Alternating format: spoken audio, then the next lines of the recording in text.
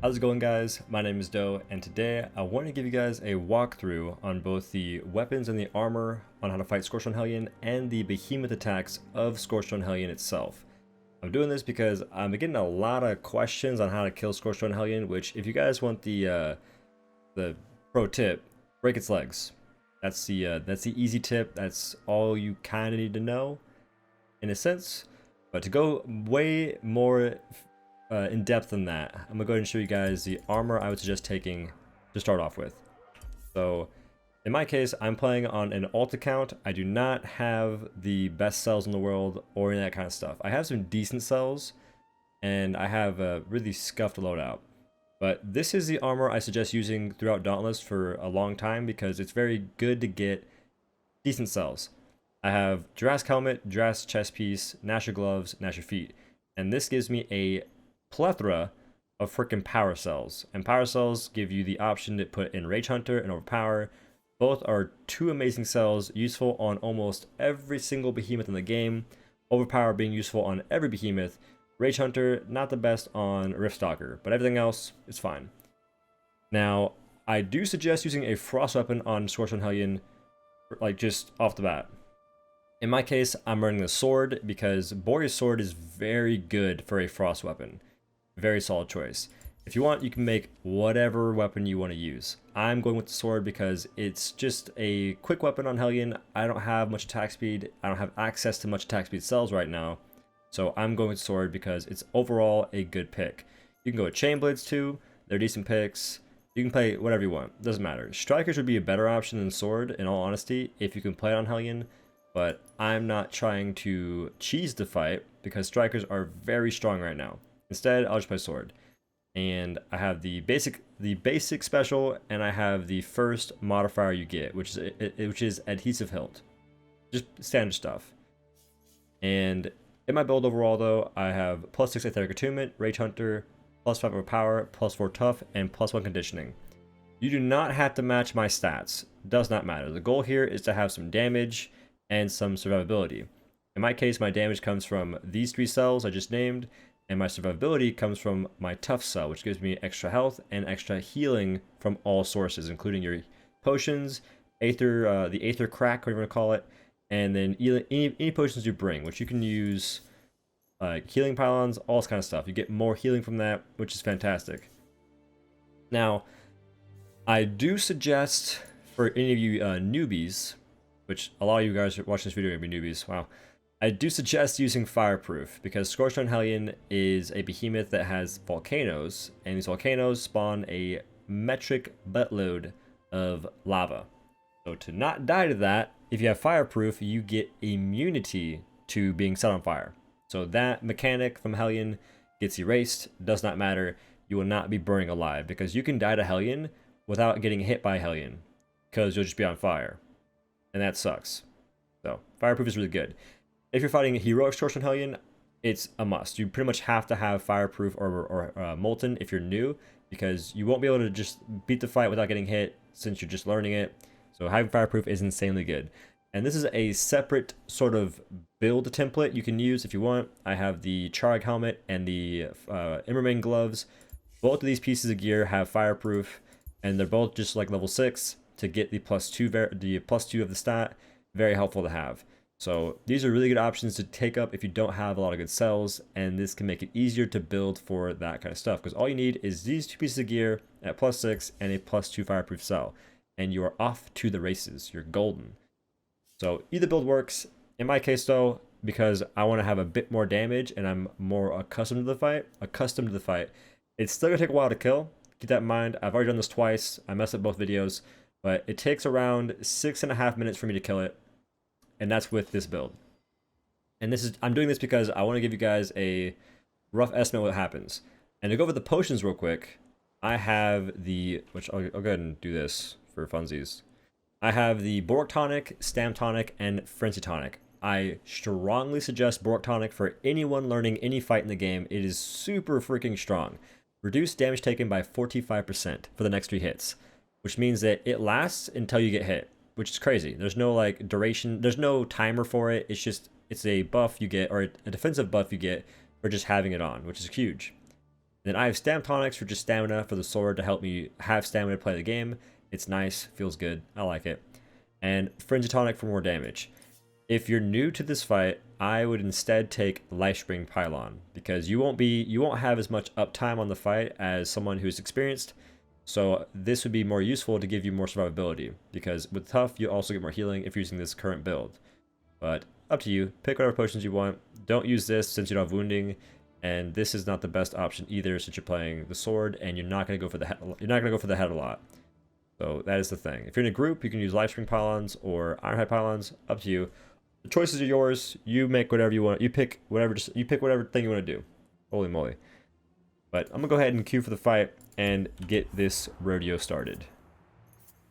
So we're doing Scorchstone Hellion, regular version. It's got 400 power level for the weapon and the armor. I am below the recommended power for the weapon, but I am above the recommended power for the armor.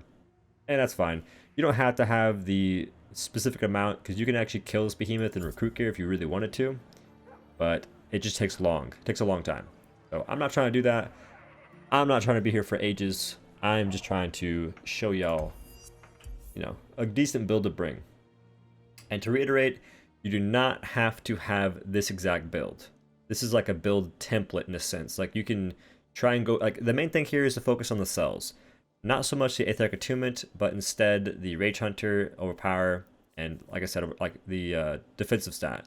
So you want some damage and you want some survivability. That is the main thing for this fight. Because it just helps a lot. Like if I didn't have Tough in this fight, I would die. Just because the fire hurts you. I wouldn't lose the fight per se, but I would definitely lose a stim pack. And that's not what we want to have happen. We want to try and stay alive as long as possible to get the most out of the fight.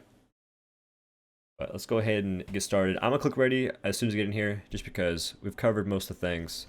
Except for this. Breaking glowing Hellion scales to get pickups that increase attack speed. Attack and cut off. But that is talking about molten candies. If you attack its tail, you can cut it off and you can get molten candies. You can also cut off these molten... you break off the scales and they drop molten candies, which give you increased attack speed and move speed and fire immunity as well. Kinda nice. Also, I look super fashionable, man. Holy moly. To get started, this map, there are 4 spawn points. One to my left, one right here, which is over there, one right there, to my right, and then one all the way in Narnia past these rocks. But we got kind of lucky. It's in this very middle one. So this map is really good because it gives you a lot of sight lines. We're going to grab these wisps, which give you a boost of energy. And we're going to go ahead and fight us a little Hellion. Now, just because you can, I'm going to go ahead and pop this Bork Tonic. It's going to burrow in the ground and jump out and land on me. I'm the only player in the group, so it's going to pick me all the time. Now it's going to do a Hellion Lava Spit. It'll do this move a lot, and then after doing it, it charges you. That is the normal breakdown. And other than that, it's got a lot of tail swipes, tail slams.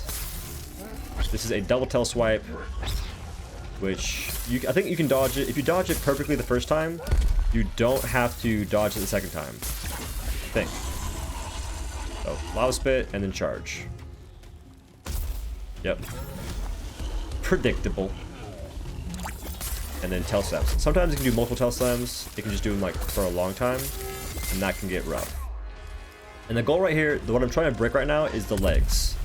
I'm trying to break the legs, because doing so knocks Hellion on its side, and that gives me a huge window for damage, and it's not moving. It's great. Also, notice how did I get hit? I think I hit one time. But I haven't gotten set on fire yet, which is nice. I'm going to keep hitting this leg. Wait, that fire's right there. And these volcanoes, by the way, you can't walk through them, which is annoying. But it's almost staggered. Oh.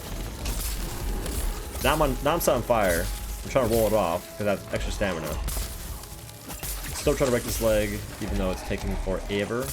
I'm gonna get both legs weak. Why not? It keeps making it hard to focus one leg.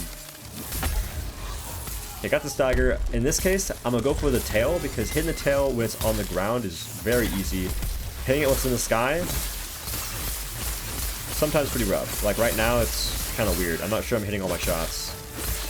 I'm shooting my shots, but they ain't all landing. Like right now, can't do anything.